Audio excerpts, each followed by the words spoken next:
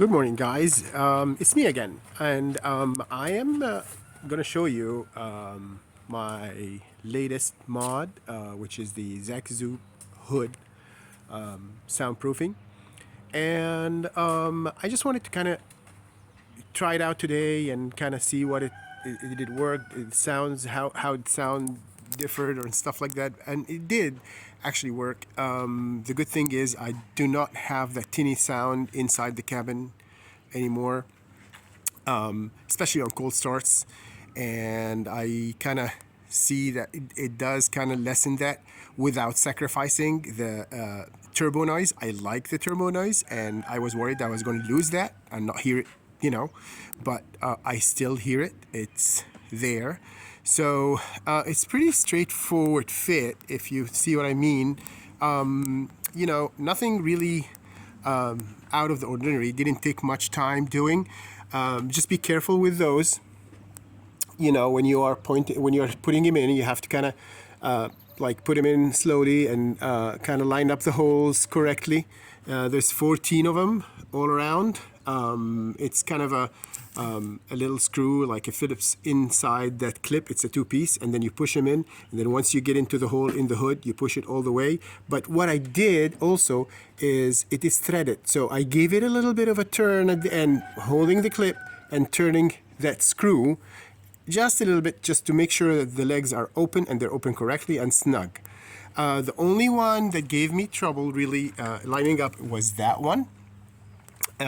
Because I had to prop the hood nearly like 90 degrees and get a ladder and be over here, like here, and then scoot it over the engine. And to get that particular one, it was pretty hard, but I did it at the end. But it fits fine, it works fine, it does what it needs to do.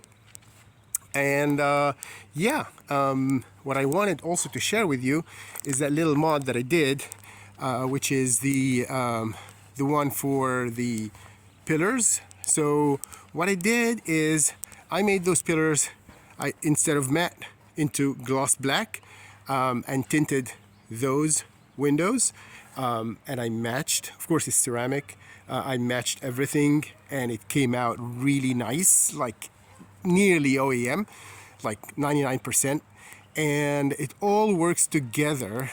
Because when you look from a distance like that, you'll see that how the, everything kind of, flows together, and there's no a matte pillar in the middle. Gives it a little bit of a more modern look, to me at least. I don't know about you, but I like it that way. Also, another thing, if you're guys thinking about mud flaps, right there, please do get the OEM Forerunner mud flaps. Do not get, that's my recommendation, do not get the aftermarket ones. The fitment is not going to be right. It's going to have a lot of problems putting, sizing up the walls, the holes there and everything. These ones are inexpensive, $100 for the 4, and they are OEM. I ordered them, they came, put them in. It was pretty straightforward. It didn't take more than maybe half an hour to put the 4 one in, and I take my time in doing everything, and I like kind of looking at what I'm doing and stuff like that. So yeah, those are really a good thing that I did. But if you are going to do it, my recommendation, go OEM, save yourself the money and the trouble and the time. That will really pay off at the end. And I still have that Zakzoop, this cubby here.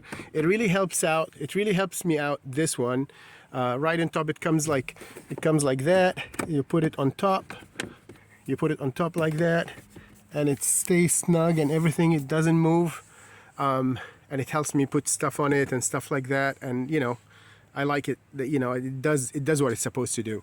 So if you guys have any other mods that you're thinking about or want to kind of explore with me, I'd love to hear about it, because I'm really wanting to see what are we going to do for this lovely Forerunner. And yeah, it has a name, and his name is Chief, Fire Chief, and obviously you know why. And I'll see you next time in another mod. See you later.